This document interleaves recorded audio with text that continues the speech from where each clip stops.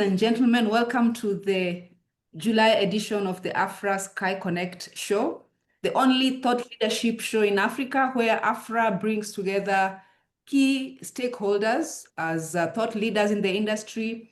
We discuss issues pertinent to the air transport industry in Africa and how we can derive Africa-specific solutions to drive the industry to be bigger, better, and more sustainable. For today's show, we shall be focusing on the subject of airline distribution in Africa. So we'll be looking at the landscape of air transport and how airlines are distributing, what are the challenges, what are the pain points, also on the aspect to do with the payments. And we have two guests who will be helping me unbox and unpack this subject. The first guest is Hassan Aurag, who is from Hitit. He'll tell us a bit more about his role and what Hitit does. And our second guest, Michael Francois from DataWings. And just before we start, a few key announcements of how we shall run the show. We have this show live. We shall also be taking questions and comments. And to ensure that we don't miss out on any of your questions, please use the Q&A tab to post your question. And as the show continues, I will take that question to address it to our guests. And if you want to make a comment, you can use the comment box, and then we shall also take that into consideration.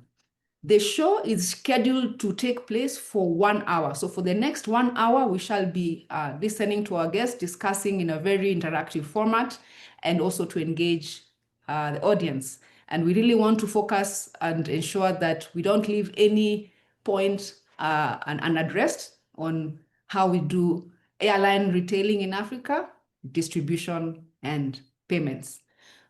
Without further ado, let's start the discussion just to get to know our guests before we unbank onto the discussions. Hassan Aurag, I'll start with you.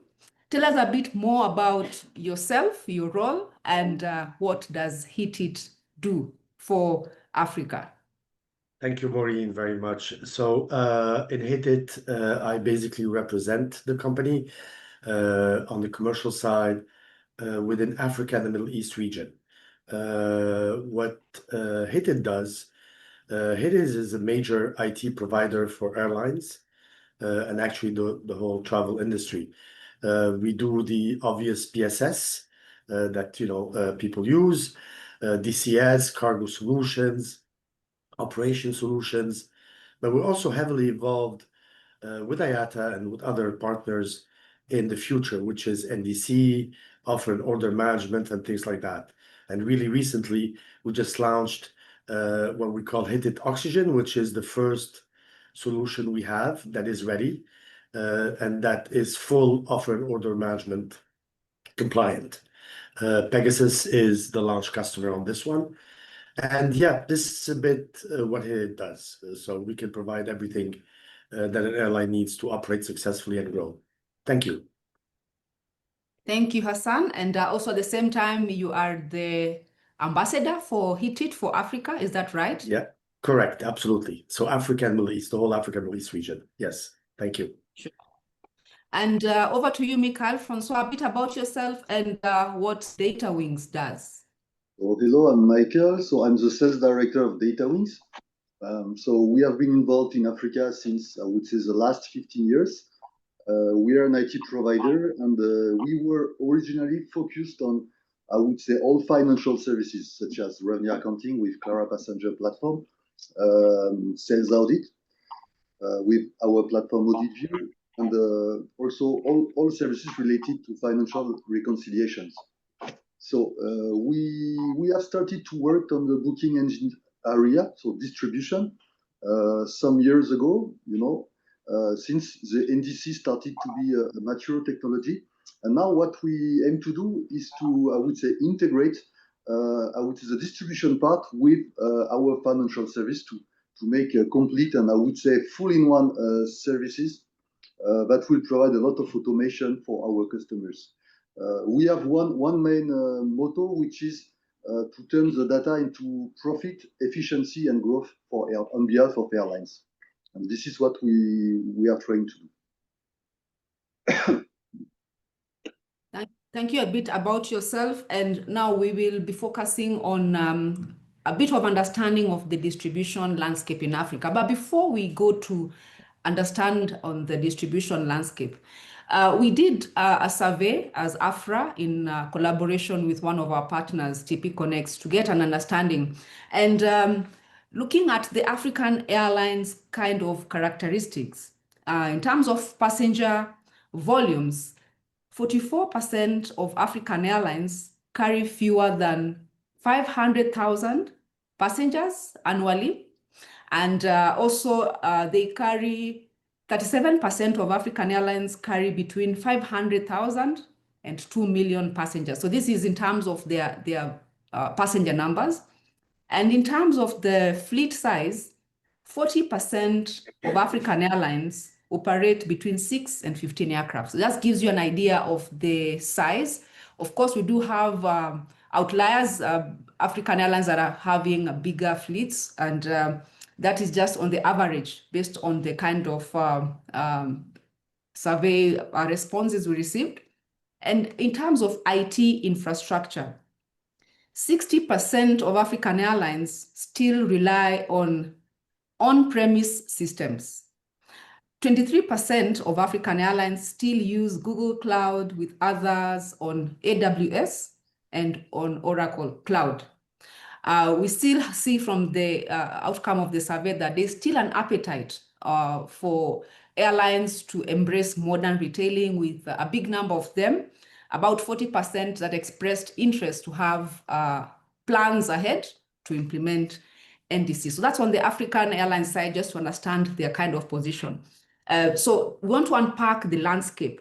We'll start with you, Hassan. What are the current distribution challenges and the current distribution channels that exist in Africa? So thank you, Maureen, for the question, and thank you for the overview of the current landscape. You hit it right at the right place. The huge fragmentation means of the airline industry, a lot of airlines with less than 15 planes, etc. That huge fragmentation, the result of it is that compared to the global, let's say, distribution landscape, airlines in Africa tend to have at least double the amount or the percentage of tickets sold through human agents. Yes, so that means there is a heavy reliance on travel agents in your home markets in certain way. Yeah, that also means that you are stuck with whatever models they have selling your tickets. So even if you are a small startup and you want to sell directly and you want to cut cost, well, you still have to go through those travel agents and you still have to pay those charges that you have to pay, right? This fragmentation, I believe, is a hindrance to the aviation market in Africa, and I don't know how to fix it. I'm not a global aviation guy, but I think it would help if people started, I don't know, consolidating more. I think that's if you look at Europe, by the way, we don't have to be like Europe or Asia or America, but what is true elsewhere is that consolidation made for a better market and better competitiveness and more sustainability in terms of aviation and growth and real growth. You're very right on the aspect of a lot of dependence on travel agents. Last week, we had the Kenya Association of Travel Agents, AGM, where AFRAA was represented. And from the discussions, some of the airlines are using about between 12 and 50% of their bookings are through the travel agents, and a few even going up to 70%. So you see the picture is really clear on the extent to which airlines are really relying on travel agents. And your recommendation on we need to consider consolidation so that it can be better aligned and it can be more efficient, so to say. And then now we'll want to get the views of Michael Francois. What are your views on the airline distribution landscape in Africa? Oh yes, I would feel the same as Hassan. I will add one more figures. which is that the top 5 airlines in Africa represent more than 70% of the packs flown. So it's really crazy, and it shows how much it is fragmented. And this fragmentation is something I would say really bad for the markets, because at the end, what is the idea? The idea is to make economies of scale for the airlines, because the more volume they will have, the more you can control costs. You can also reduce commission at the travel agent side, because of course now they are more or less at 5 or more percent, more than 5%, because the volume is not here. So at the end, it is entailing a very bad effect to the, I would say, to the pricing, and in a way it is locking the markets. Same, this fragmentation prevent people from prevent airlines from doing interlines and things. Compared to Europe or America, you can go to a booking engine, and in a few clicks you can book different flights involving 4 or 5 airlines very easily. This cannot be possible in Africa, and this is limiting the people and the market to grow up. So it is things we need to work out, and it's true. I don't see much hopes on the GDS side to cope with these problems, but I'm very hopeful that the NDC can open a lot of the, I would say, today issues on the African markets. And is this trend, Michael, expected to change, or is it already changing from your perspective? It's already changing. If you look at the direct distribution, it used to be pretty well balanced in the past, between, let's say, traditional travel agent and airline direct distribution, such as the call center, on sales office, or booking engine. And now what we can see is that there is, I would say, an increasing part in an acceleration of the direct sales. And yes, the idea is to take back the control over the market from the airline. The idea is to lower costs. The idea is to be more autonomous and be able to provide more services to the passengers. So yes, there is a solid trend towards this, actually. So the trend is there, but it's not moving fast enough. Indeed, we can see the impact on the airline's performance bottom line.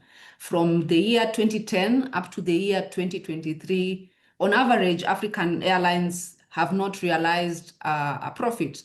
It's only in 2024 that we saw there was a net profit on average for African airlines, but it was really very minimal, 90 cents US cents per passenger.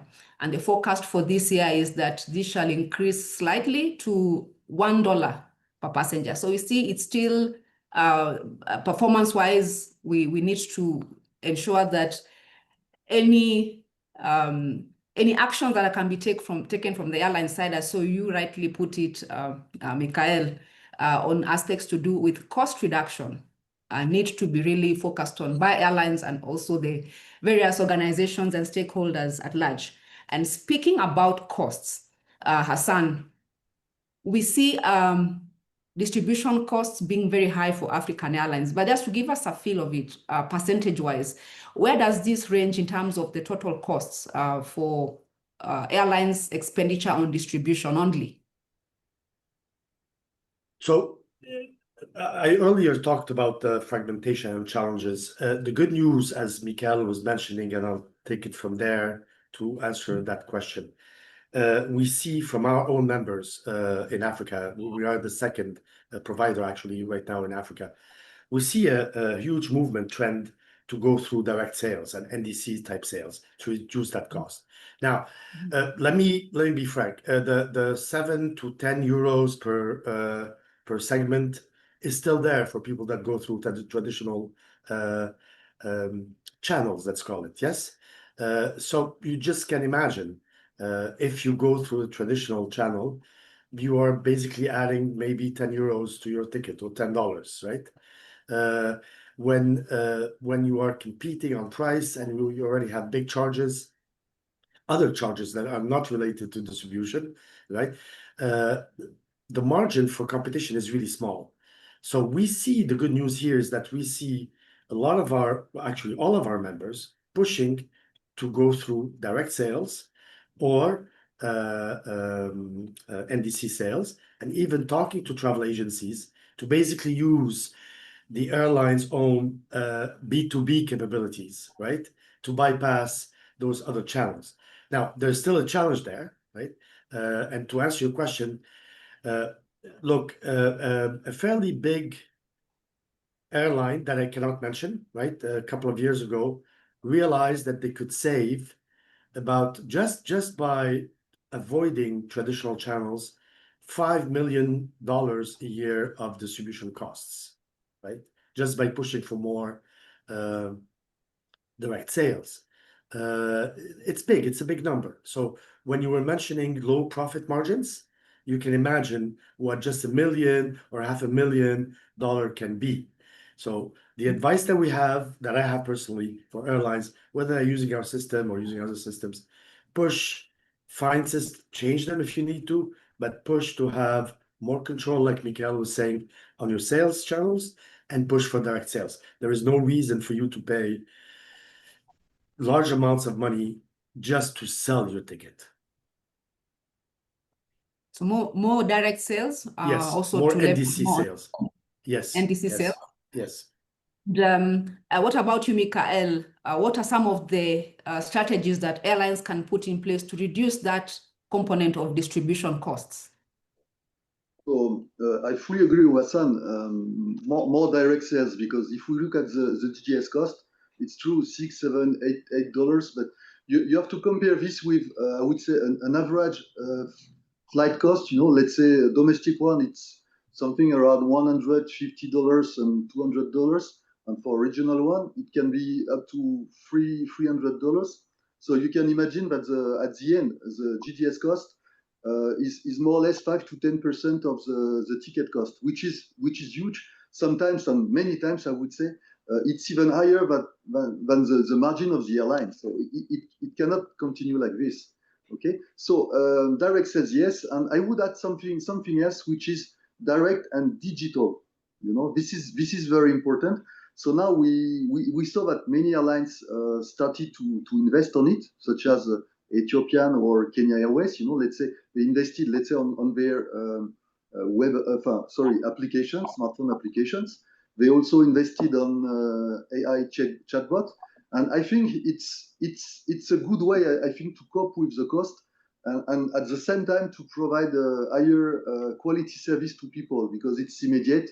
Because when the AI is well trained, so the answers are very smart, and we are not losing time on the exchange, things like that. So we have to invest. We have to invest also on, let's say, travel agency portal, that will put in direct airlines with the traditional travel agents. So yes, direct sales, and most of all, digital. And are there win-win possibilities to ensure that we reduce those distribution costs while also selling directly between airlines and travel agents? Michael. Yes, so if you look at the I would say GDS business model and the way they interact with travel agents, you know that a part of their revenue is coming back to the travel agent. So at the end, who has the leadership, the relationship with the travel agent? It's not airlines, it's travel agent.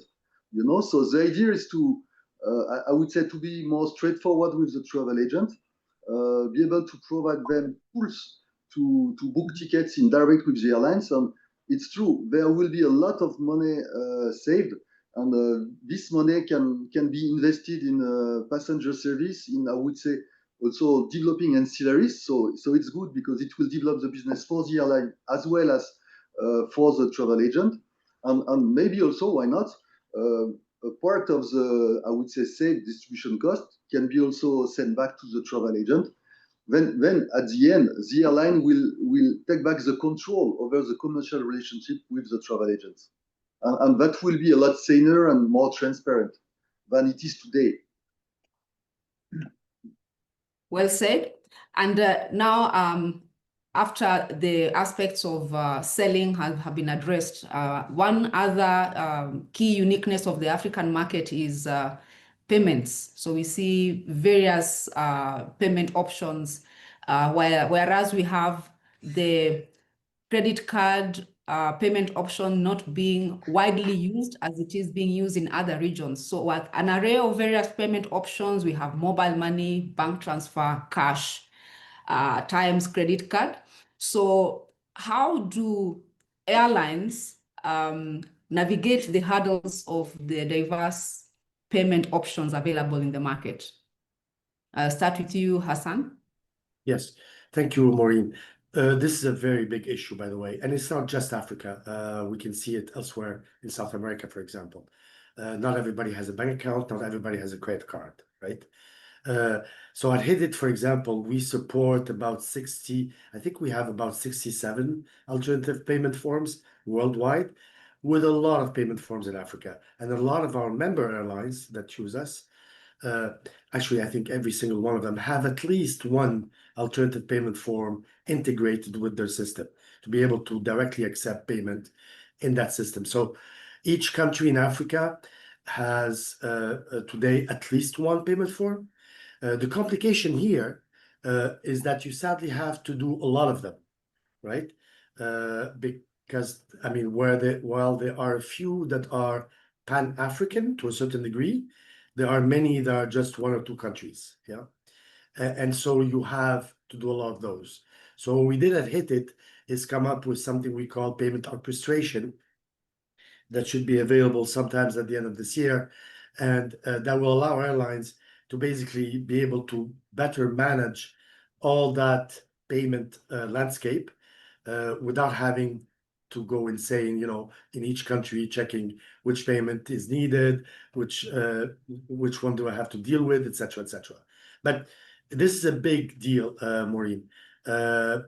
Not being able to allow your customer to buy your ticket is a big issue, yeah? And if you can reach all your customers, even with mobile money, whatever, then absolutely.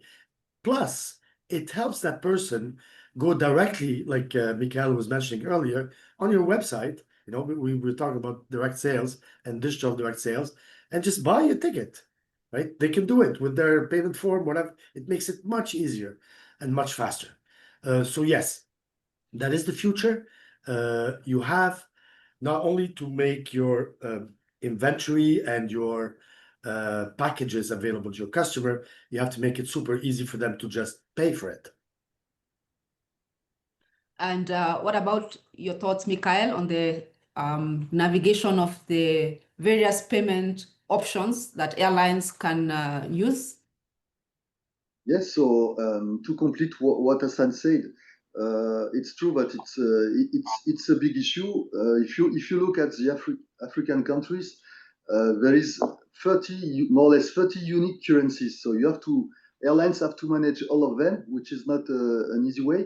And in each country, I would say the practice of form of payments are different. In Nigeria, as an example, only 5% of people have credit cards, whereas more than 70% in South Africa have. So we have to manage all of this.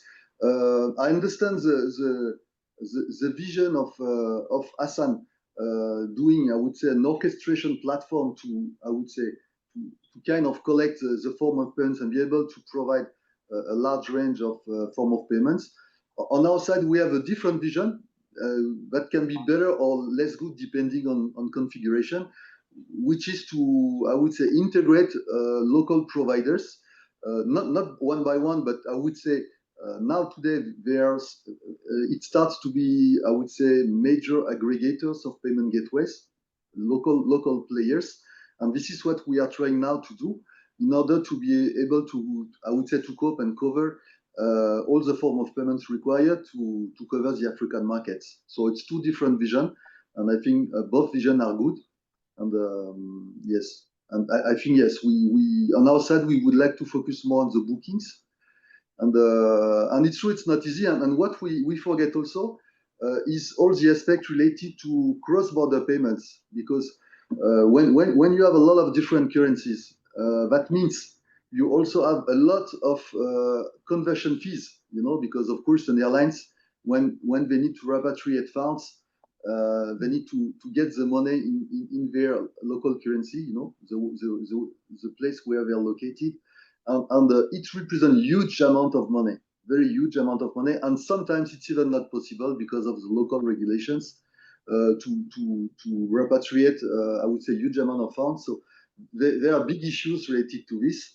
And it's a bit early on our side, but we are thinking that maybe crypto, not now, it's not ready at all for sure, but we are making some inquiries, and maybe cryptos can be one of the solutions to solve the cross-border payment cost, and also, I would say, capability limitations.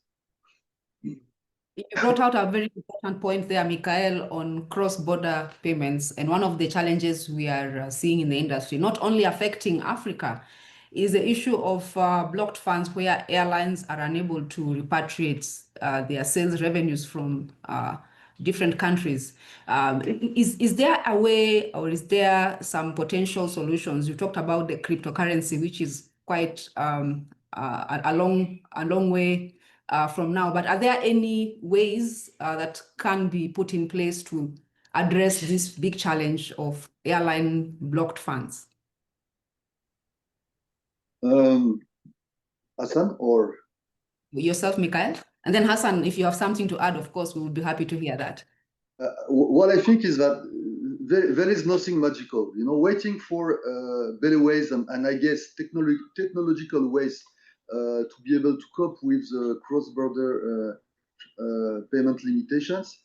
I think that associations such as AFRAA needs to work closely with, I would say, the local authorities to open the frontiers, which is what I would say.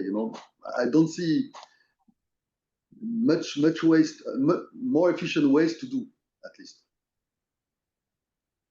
Okay, so more advocacy on the part of industry stakeholders. And anything else to add, Hassan? But not really. It's really I mean, I know you know this, Maureen, and Michaela, Ayata, etc., and all these other guys know it. The blocked fund issue is not a technological issue. It's literally the country saying, I don't have enough money, in most cases, or hard currencies or whatever, to let you be able to repatriate your funds, right? It's literally, it's a state issue, it's a government issue, right? So yes, advocacy, but there is no technological solution to that. I want to go back just quickly, Maureen, to complement the last point. So for us to understand about the payment and even the cross-border thing. Globally, there's about 600 million mobile money users. Half of them are in Africa. Think about that. Half of all the mobile money users in the world are in Africa. There is a reason behind that, obviously, right? For regulations, etc., etc.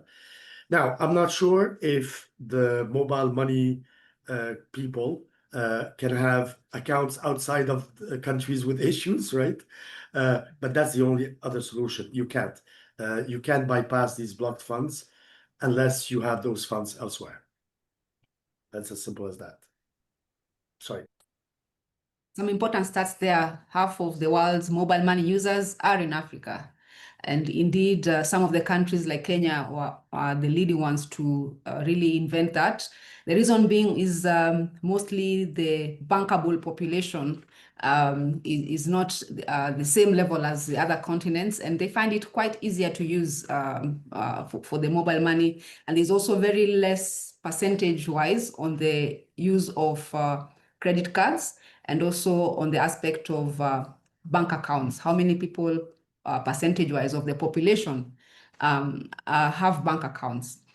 And then just before we move on to our next focus area, which is on NDC, I see on the Q&A, Eman Mohammed asks, I think this one is to you, Michael, what did you exactly mean by payment orchestration?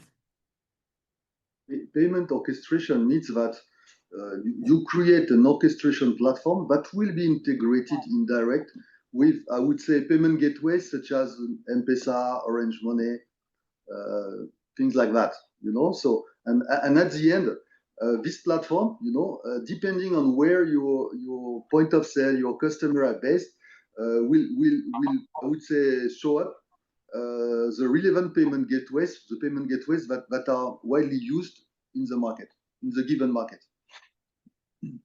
Yeah, thank you. And still back to our previous focus area where we were looking at how can airlines reduce their distribution cost. Hassan, you mentioned they need to do more B2B, more direct sales, and more NDC sales. We have a question from the floor. An anonymous attendee asks, or she asks, how do you see the role of travel agents evolving as more airlines push for direct bookings through their own platforms and applications? I can ask that to you, Hassan. Yes. So I believe travel agents will still be needed always, right? We've seen that around the world, by the way. They haven't disappeared, and they shouldn't. But now we're not selling any more tickets. We're selling solutions, packages, experiences to your travelers, right? Beyond basically, your customer comes to you because he has a more personable experience as opposed to being on a website, right? I think the money will be a service fee. Most travel agents today have a service fee that is added to the sale of a ticket that has nothing to do with GDS cost or sales cost or whatever, right? So you still make money.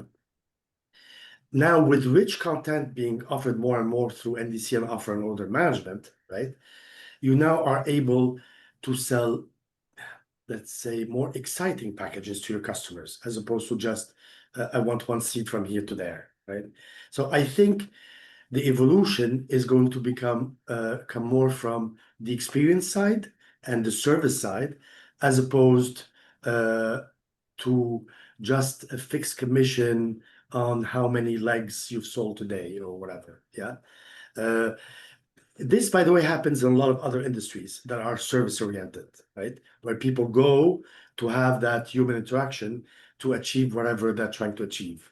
In this case, it's traveling, right? So I believe that's the future of travel agents. So the relationship will continue to still be symbiotic, and airlines will continue to reduce their distribution costs. Absolutely, absolutely. Still on the aspect of cross-border payments, we have a question from Chinelo Obogo, who asks, how can travel agents address the cross-border trading? Maybe you want to take that, Mikhail or Hassan? Maybe Mikhail. I think it's not easy to answer. I guess everything is related to the local regulations. And I would add something to what I said before. It is that, again, we are always coming back to the same point, the lack of economies of scale, you know, on the airline side and on the travel agent side too. Because to the extent, till we won't have, I would say, substantial volumes of ticket sales, we will not be able to, I would say, reduce the cost related to the cross-border payments. And this is what we need to achieve. We need to consolidate, and we need players to be bigger, and then it will reduce all the, I would say, the operating cost, and turn the industry as something a lot more saner for everyone. Well said. So we still go back to the important key action. Airlines need to collaborate and consolidate because the African market is very fragmented. And speaking about the new distribution capability, modern retailing, Hassan, if you can take us through what does NDC imply and why do we see very low penetration of NDC in Africa, whereas there are benefits that airlines and travel agents stand to gain from implementation of NDC? Thank you, Maureen. So it's not all bad news. A lot of the big airlines have embarked on NDC. Even some smaller airlines, some of our partners have embarked on NDC. But you are correct that not all, and it's still a small percentage. Now, what is NDC? Think of it this way. Instead of NDC itself is just a technology. It's just a way of talking to each other between systems, right?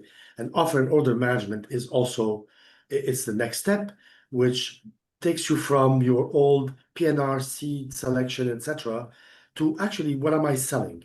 Okay, let me give you a small example that has existed forever. Okay, on Expedia, if you know Expedia or Booking.com or whatever, you can go book a flight. You can actually say, I want the package, and the package will be my flight, my hotel.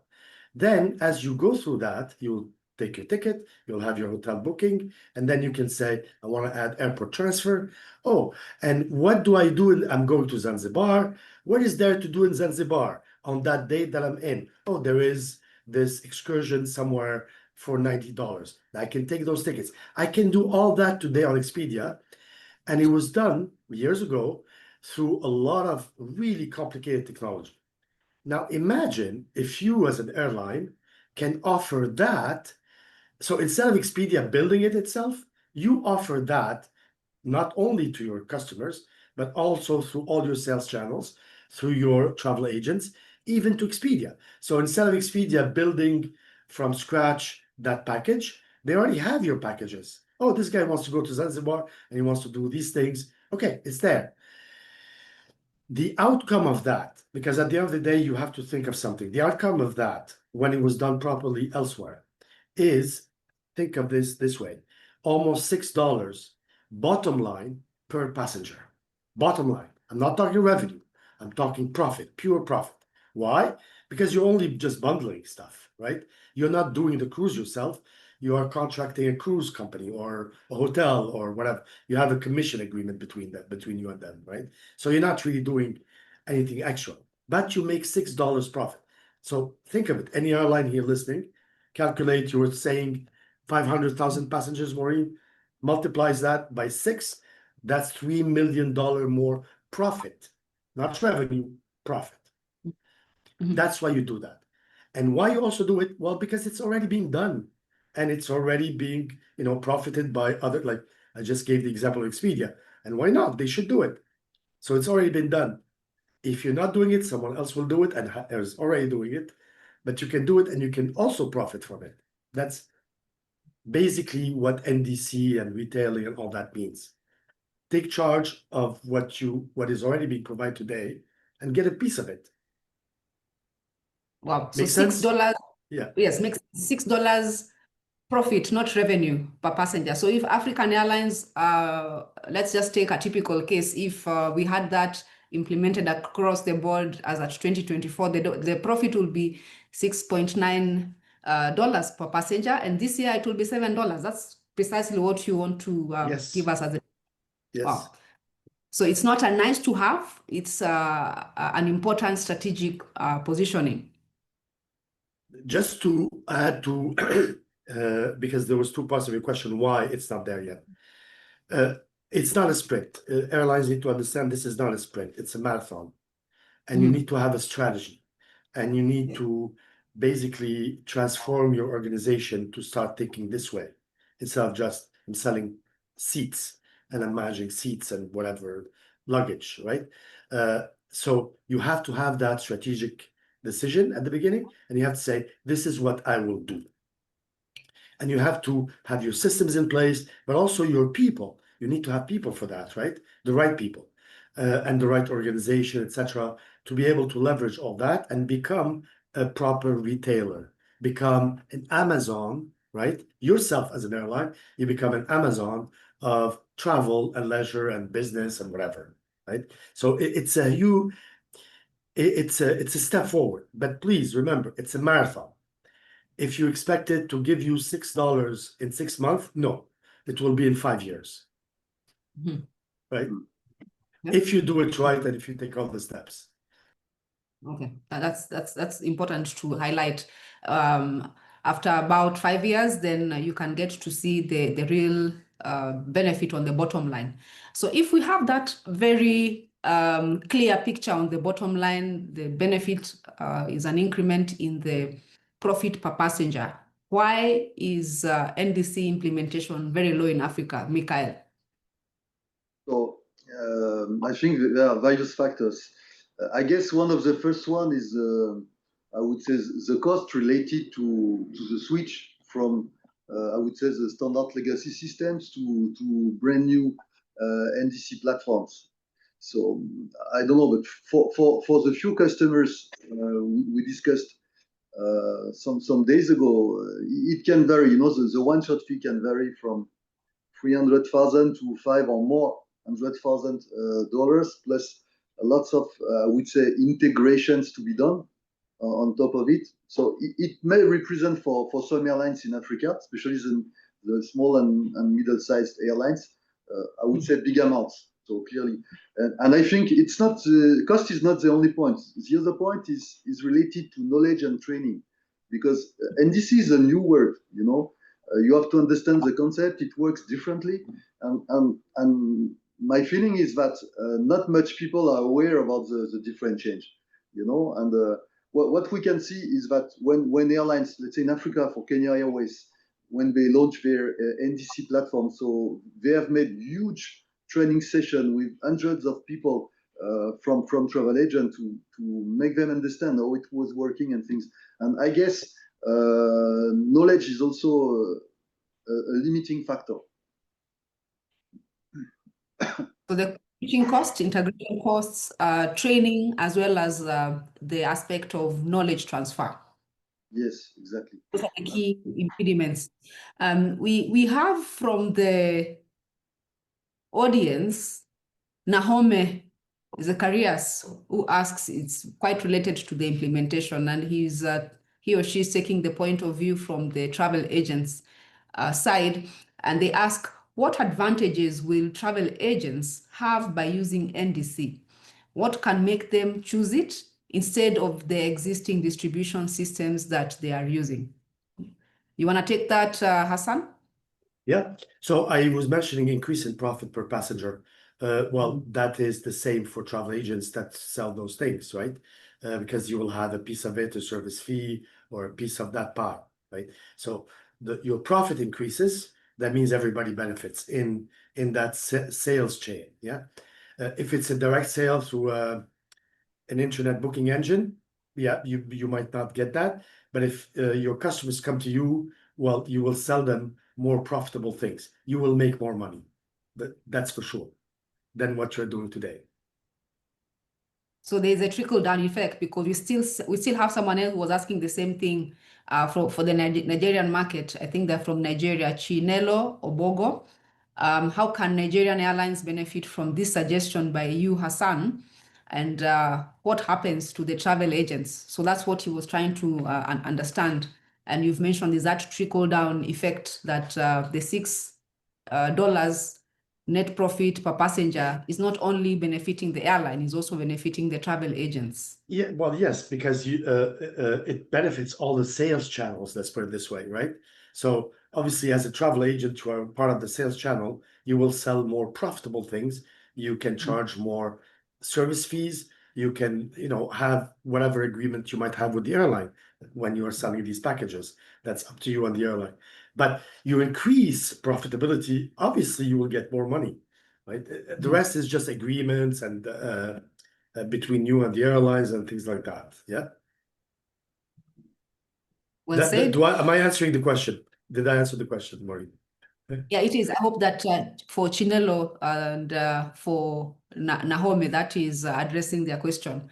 And now that we have all these benefits from NDC, both for the airline, both also for the travel agents, and why not, if there's a overall benefit, that should also trickle down to the passenger. So how can we, as the industry at large, support airlines to promote NDC, to adopt NDC? Are there any strategies that you have in mind that we can put in place? Because there's a high cost, as you have mentioned, Mikhail, also the knowledge transfer, also the issue of capacity building. So how can we sort of meet that need and support our airlines?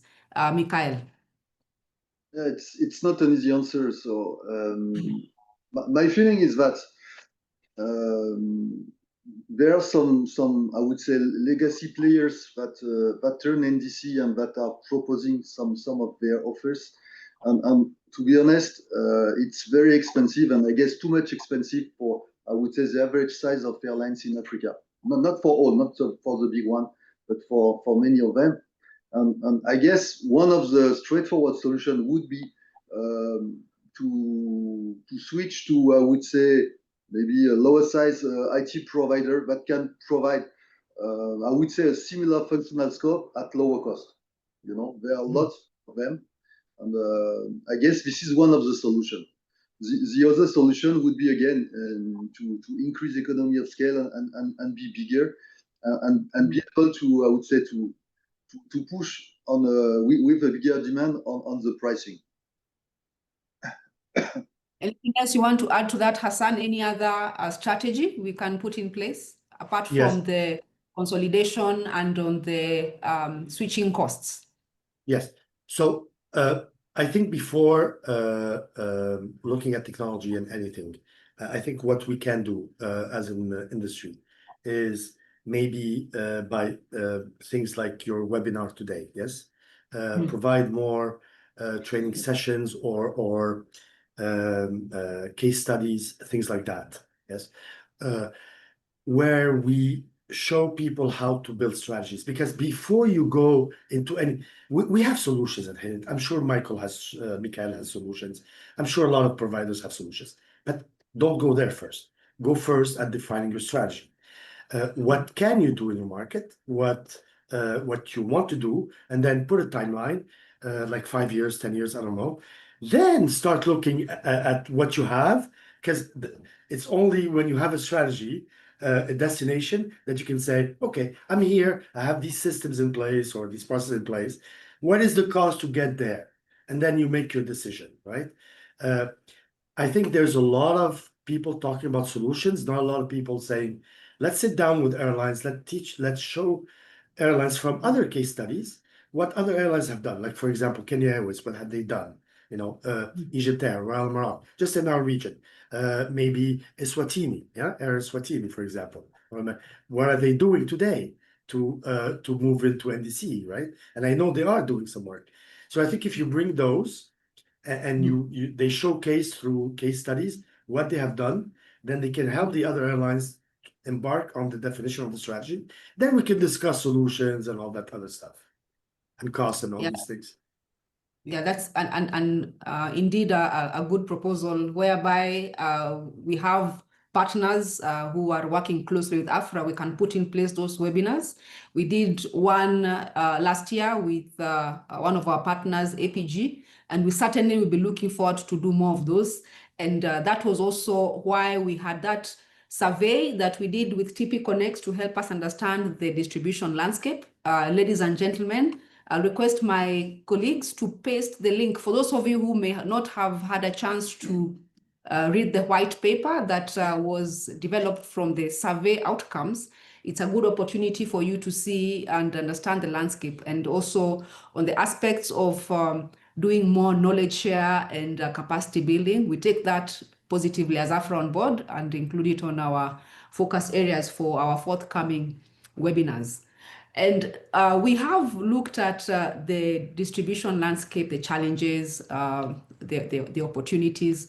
We want to come to a very important project that is at the point of the launch phase. We've been working on this very closely with Data Wings for the last couple of years to ensure that we develop something that is really meeting an Africa-specific need. So we want to unpack that with you, Mikael. The AFRAA Xchange project, what it is that this project is addressing as the gaps in the industry. Where are we at in terms of the development phase, and what are the next steps? Mikael? Yes, so the Exchange project has been started a bit more than 2 years ago. It's a very ambitious project, and what we can say is that it's a platform with a lot of integration. So you will find a booking engines that will be connected indirect to African carriers, but not only indirect, that will be also connected to GDS, because of course we know that most of the airlines today are not NDC, and we need also to help them. Okay, so this solution will be integrated with different modules. So one, I would say, administration modules that will provide reporting functionalities, that will provide settlement functionalities, and that will provide a lot of automation in terms of invoicing and accounting. So the idea with that is to ease, I would say, the airlines and travel agents to work better together. A bit like, you know, what we can find with BSP Link, or, you know, it's a very nice exchange platform, and with a distribution between all actors.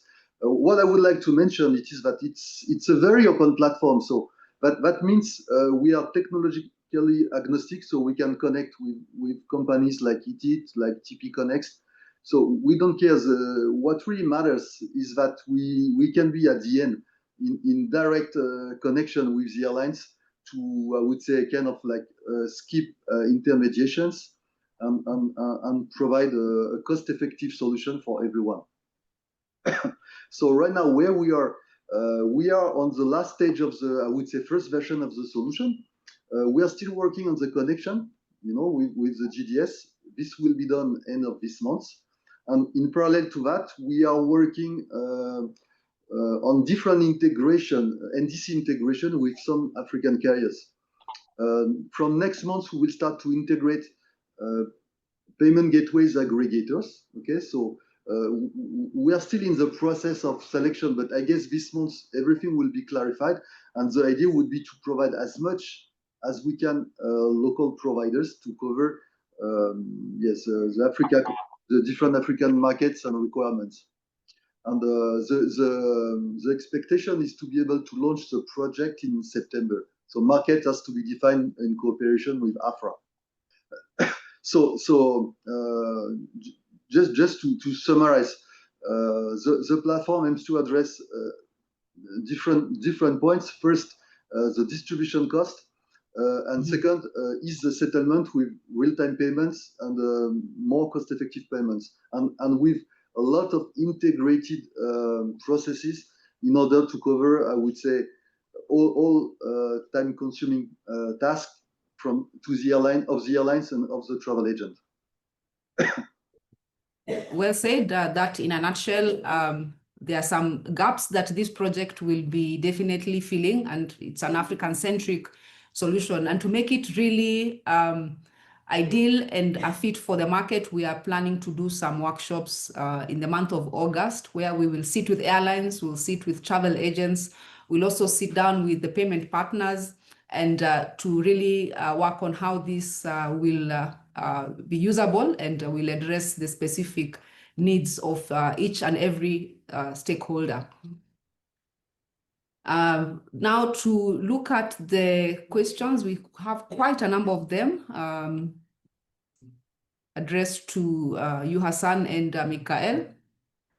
There's an anonymous attendee who asks, are there success stories of NDC driving better customer experience or operational efficiency for the airline?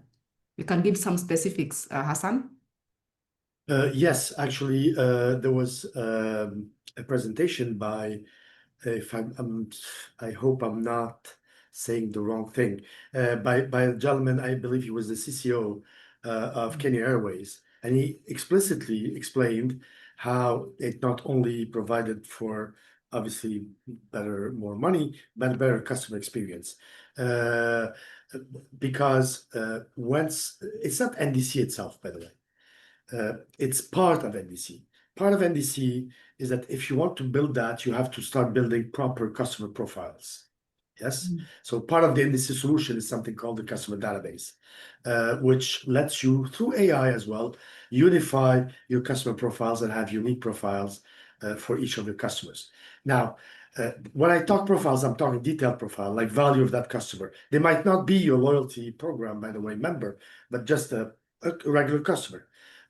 You will know about them. And because you're building all this for NDC to be able to offer them proper solutions and proper services. For example, With a good profile, you might discover that when I'm traveling for business, I don't care about luggage, extra luggage. So please stop offering me an extra bag. Rather, offer me a lounge or something, right? This is by understanding the customer. So yes, once you implement the full NDC requirements, because it's not just the technology itself to be able to sell NDC, it's everything behind it, like understanding customer, then yes, you're offering better customer experience. Again, you offer at the right time what your customer needs, not just dump on him. Do you want a meal? Do you want an extra luggage? Do you want an aisle seat? No, I don't want any of these because I don't know. I am that type of traveler. Or on the other hand, no, I absolutely do want an extra seat every time I travel for whatever reason, right? Because you discover that. So these are actual specific examples. I suggest for anyone interested, they are on the internet, anywhere on Google, all the AFRAA events actually, and IATA events in Africa, as well as others like Aviation, the major ones. There has been a lot of presentations by a lot of really smart people about NDC experience. Most recently, Kenya Airways. And I'm sure if you go on Kenya Airways website or something, you will see those presentation speaking specifically about the advantages. Yeah, and speaking of which, we also have on AFRAA YouTube channel the specific webinar we did on NDC last year with, there was a case study, and we had this case study by Kenya Airways, head of the NDC program, and she took the participants step by step, even through their teething problems and where they stood on the process, and she took questions and answers from the floor. We also had Ethiopian Airlines who did their case study on NDC, and we plan to do more of this with our partners and our members so that we can do that peer-to-peer sharing of information, and also bringing together experts to debunk and also address and answer your questions we have. So we encourage you, ladies and gentlemen, to tune in and participate in this very informative and engaging webinars that we stage from time to time. We shall be giving on the program of events our next NDC related webinar. And back to NDC questions from the floor. We have Eman Mohammed who asks, under NDC, there will be no more trust framework as existing under GDS. How can airlines build this trust framework on a peer-to-peer basis with travel agents? Who you want to take that? Maybe Mikhail? Depends on what you call trust framework. What would be the point, actually? I'm not sure to understand the question. Eman, maybe you can elaborate on that. You can type on the question, then Mikhail can address that. And as Eman adds to their question, we have Wasihun Asres who asks, according to your experience, what will be the recommended right mix to have between the direct and indirect distribution channels for a profitable international airline? I want to bring that to you, Hassan. I don't think there's a magic number, right? It's the market that decides that. What I think is that all channels should have access to rich content from airlines, right? The travel agents should have access to the same things that are on the website, that are on OTAs, that are on whatever system. So, and this is one of the things NDC does, is allows airlines to push the same rich content to all the channels. That is the recommendation, actually, that is a must.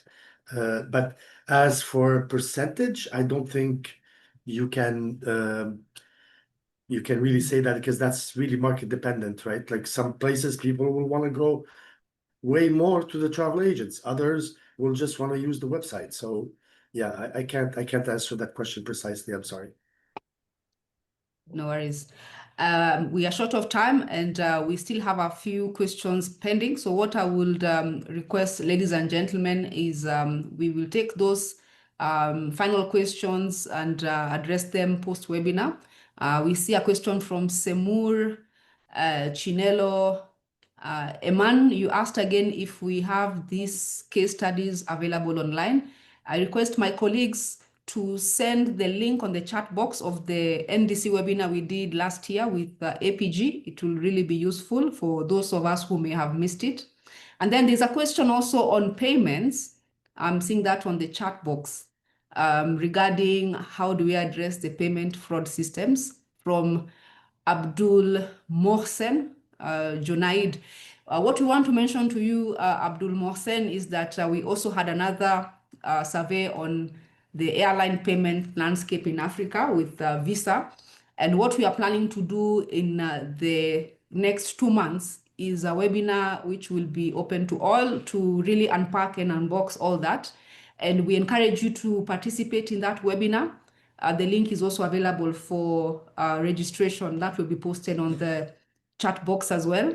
Then we can really address the issue of fraud. Actually, that survey went and did a deep dive on how payments are being done in Africa and some of the findings to do with the percentages of fraud, what airlines are doing, and the key emerging issues. So it's a very interesting white paper there.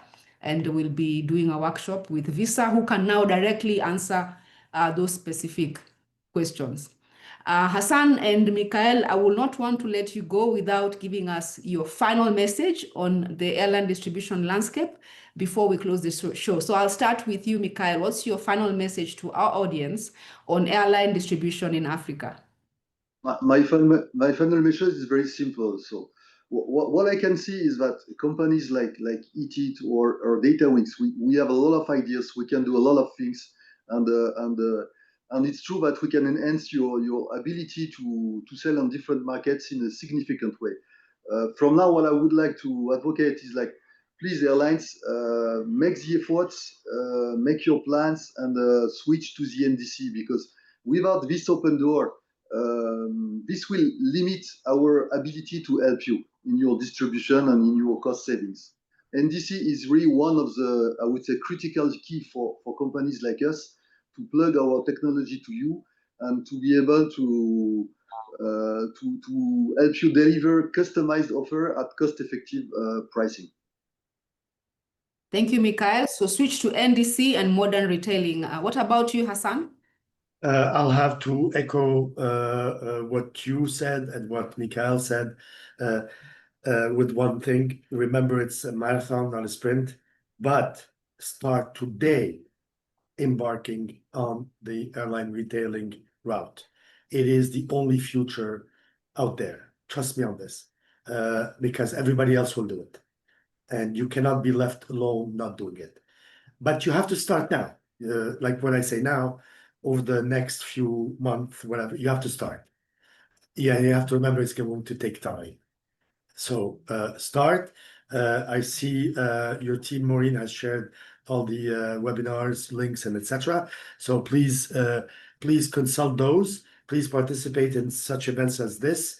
Don't hesitate to reach out to us directly if you have questions. But please embark on it now. Otherwise, you will be left behind. The best time to start is today. A journey of 1,000 miles starts with one step, and that one step should be with immediate effect.